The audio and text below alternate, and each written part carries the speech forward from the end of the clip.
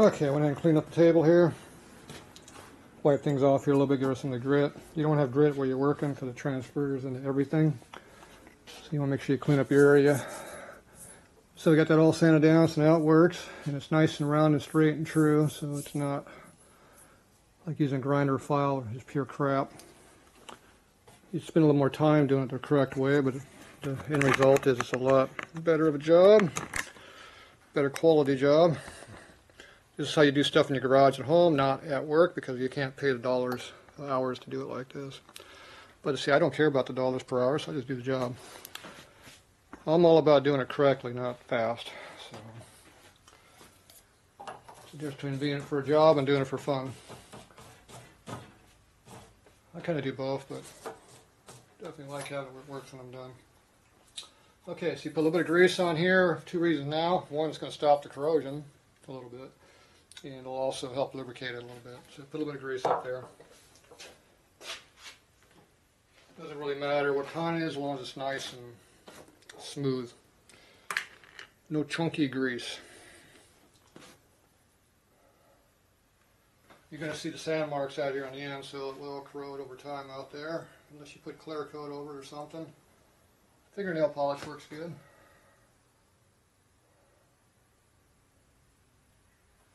Okay, grease there. We're going to put a little bit of grease inside the tube. It doesn't hurt to put a little bit here on the outside of the cables either. See, now we don't have any correct cable lube around here. It's not available right now to buy either, so it's another problem. At least not the brand I use. The grease makes it a little bit stiffer, so it doesn't turn as good, but it'll work better in the long run. So that's what you want, to be free in the long run. When you put a load on it, the grease makes it freer. When it's free spinning, it makes more of a load, more drag. All right. Now, go ahead and put the cable back on here.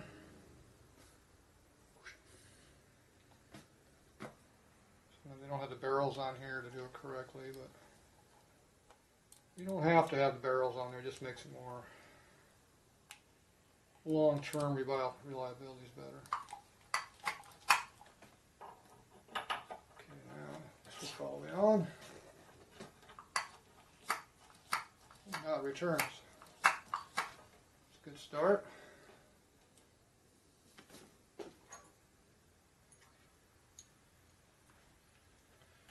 So I'm going to go ahead and put our cover piece on. Make sure there's no grit in there that we might have blew around everywhere. That'd be a bad thing. All right.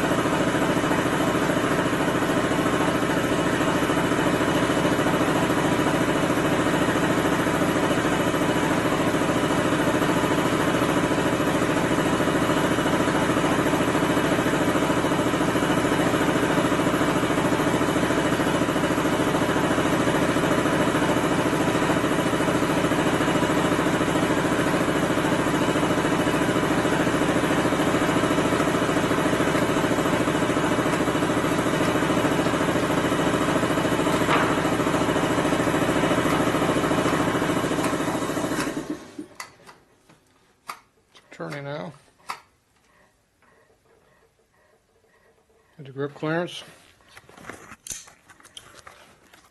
So you shove it all the way down, you back it up about 1/8 of an inch. So if your sleeve will go in and out like that, that means you're not bottomed out against here. If you bottom out against here, it puts a lot of drag on your throttle and it'll stick. So now it's working. We have a little bit of free play in the system, but not much.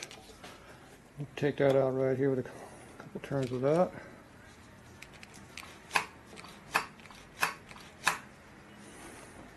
If you really want to know what your free play is, you go down here and look at your cables right here. You want to see them jiggle a little bit like that. If you can see them jiggling, you know you got free play.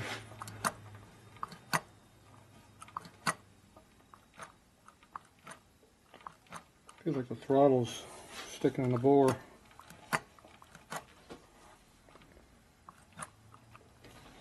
The throttle, it looks like the throttle's completely closed in the bore. It should be held open a little bit, put air in. Go ahead and adjust our carburetor up a little bit here.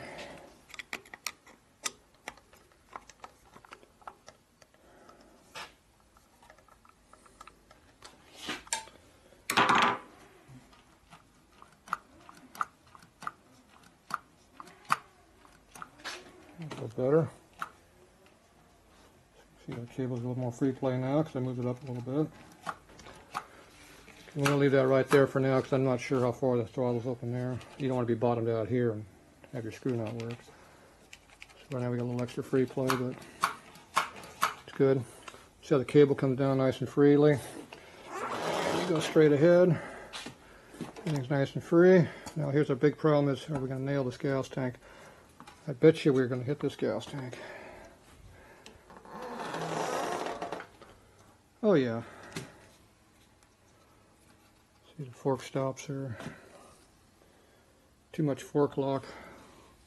So if your hands are on this gas tank, you're going to get nailed.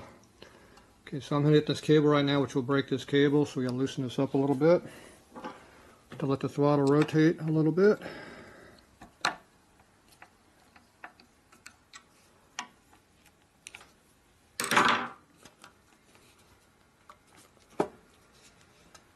Alright, so now we're going to hit the gas tank right here now. See, it used to hit up here. Got a little bit of cable clearance, but not much. So this is as far as it's going. You can see how we're not against the fork stop yet.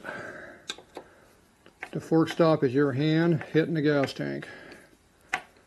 Which means if you get into a speed wobble, your hands are going to be a problem. Now it looks like there is enough room here that it'll mash your thumb, but you might not let go. But that's going to put a big dent in that tank pretty soon, and then your thumb will get jammed in there. So if you get in kind of a speed wobble, you are going to have a sore hand, and you might let go because your hand's hitting. So the other side sounds like it's not hitting. So it's hitting on something. That might be the gas tank. That sounds like a gas tank hit. Oh yeah. It's a gas tank hit right up under here. And that fork lock's a little bit too much. So what we need to do is we need to put a wire feed right across here and get more, limit your fork lock. Need to put a bead of weld right in here. Get these fork locks to work correctly.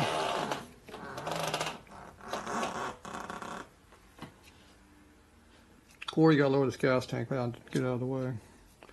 Your choice. The problem when you raise the gas tanks up, they get in the way of everything. So this looks great for choppers, but in the real world it sucks. And somebody did a good weld under there. It's pretty high up mounted. Yeah. Me, I'd weld this thing down here and I'd drop it down, take up that big ugly gap in there and bring the gas tank down. You get more flow because right now you're only going to get this much fuel out of this tank. So all this is not doing anything. And of course when you fill up too high it comes out here, so you got that much air. It's got air here and you got fuel here you can't use, so it limits how much fuel is in the tank. So you might like how it looks, but in function it sucks. But nobody gives a squat about that, so we'll leave it for now. And me, I'd cut that damn thing off and weld it down here. Or put some fat bobs on it, and you can leave this real heavy fork lock. Real heavy fork lock like this will cause issues if you get in speed wobbles. Too much travel. Alright, so for now the throttle is functioning. So the carburetor is more or less mounted. So we're going to have to, the backing plate can just go on here directly because it doesn't do anything. So we got to do something about this mounting bolt here. You don't want to leave that rattling in there like that, so we'll go ahead and change that out a little bit. Looks like the carburetor is going downhill quite a bit. Oh yeah, it is. See right now the carburetor's level.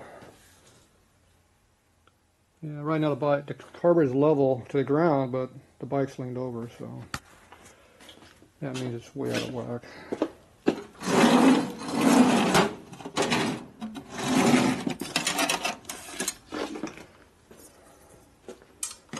So put a straighter down there, you can see. Yeah, this looks vertical. The only problem is the bike is at an angle. See, look at the rear fender.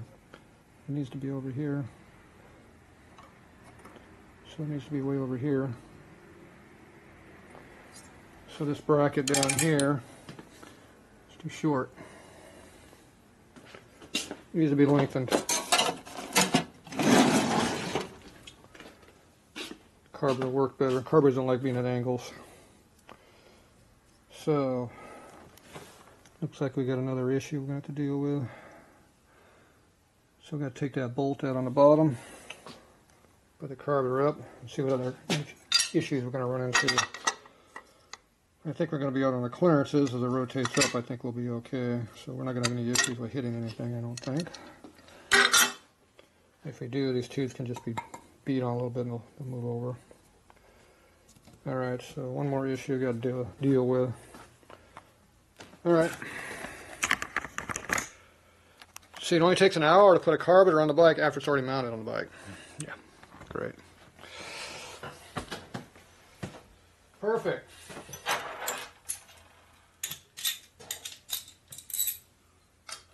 And all this crap matters on how it runs, so helps to fix it.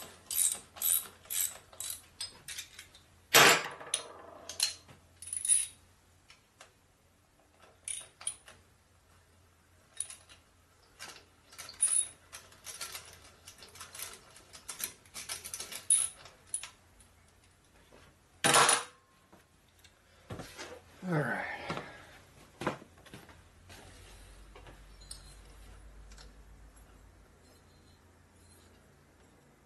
Pull the bolt out on the other side. That'd be too easy. Why would I do that?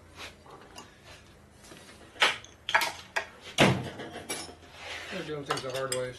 That's why.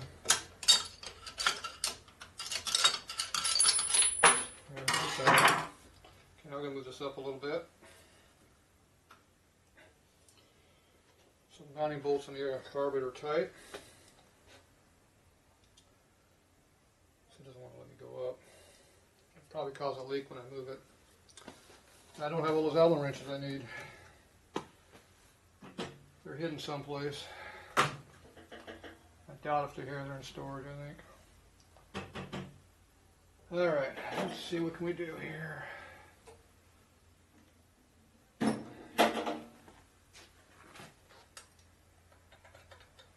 First thing I'm going to do is loosen up the intake manifold. So I'm going to loosen up these two bolts right here that I can get to pretty easily. Oh, he's got hex bolts on it. Oh, that's good. That makes it a lot easier. There's my rag one too. Nope, those are Allens. So you got Allens on there, you got to have a bent Allen. I don't have a bent Allen. If you got a bolt on here, you can just use a wrench on it. So when you're doing your intake manifolds, use hex bolts down there and use Allens up here. Mix them up. That's if you want to make it easy to work on. If you want to make it hard to work on, you just leave it alone. Loosen that one up.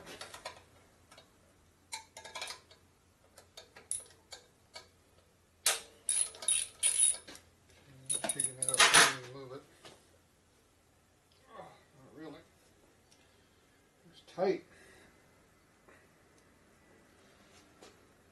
Yeah. I think those have been on there for a while like this. That means I should put rubbers in there. More issues.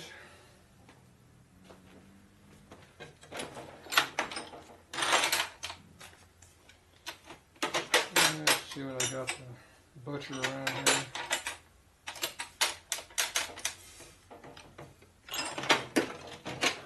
I hate butchering Allens, and I already butchered a bunch of them already. I got a whole big pile of them at work. They're always behind my toolbox. So when we moved, I didn't make it in the toolbox. That'd be too easy. You got thrown into a box and hidden someplace.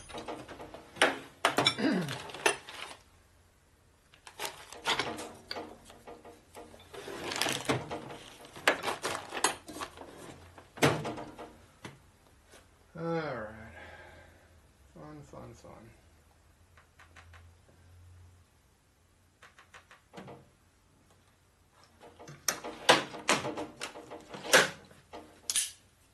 Try these Allens.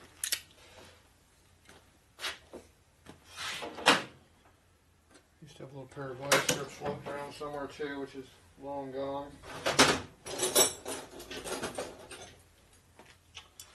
My tools keep disappearing. These ones are broken. I'll try them again. I didn't want to deal with this intake manifold because I already got a pain in the butt to do it. But oh well. Let's see what we're going to do here. Lack of space over here. Alright, so what we got to do is get these Allens loosened up, and I hopefully can unscrew them. Some of these vice grips to try to loosen them.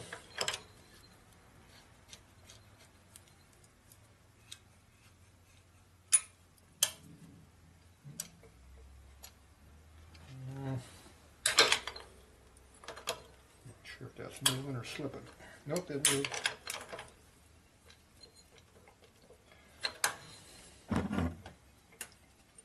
Ooh, it's coming out. Fingers. Great. I'm shocked.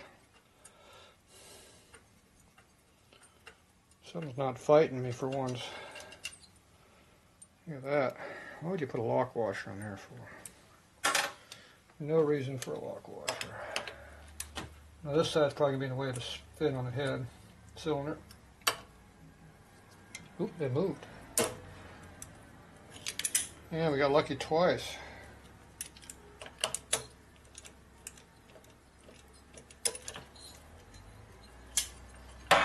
Yep.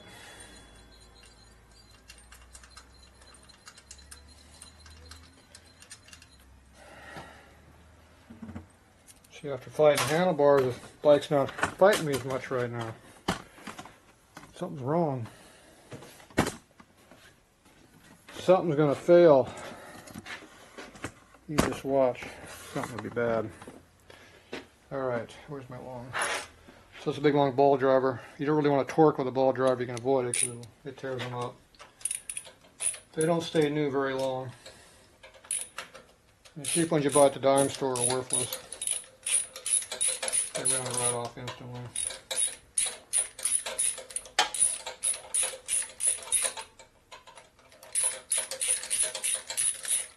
That one's out. Try to keep as flat as you can on your angles.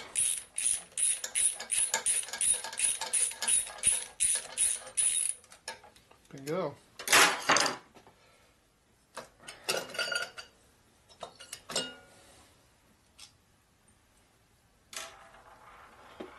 Let's see how new these are. They definitely bite in. They're on there.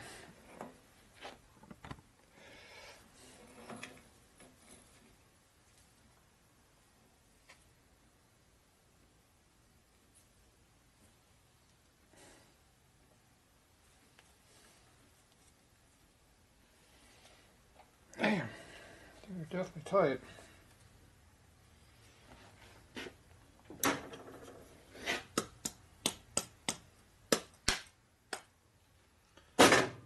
Free them up.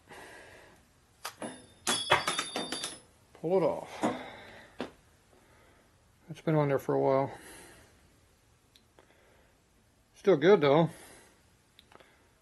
It's been on there a long time.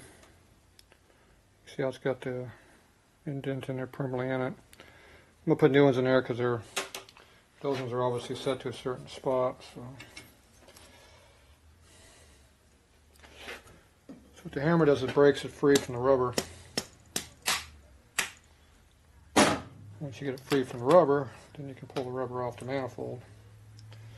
If you try to pry up on that, you're just going to damage stuff. So it's actually easier to use the hammer.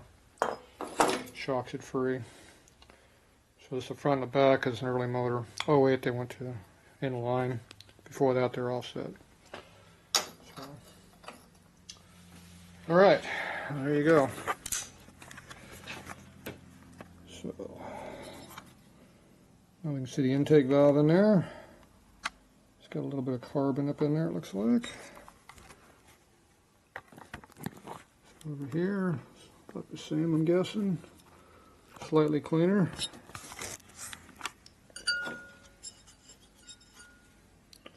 No buildup.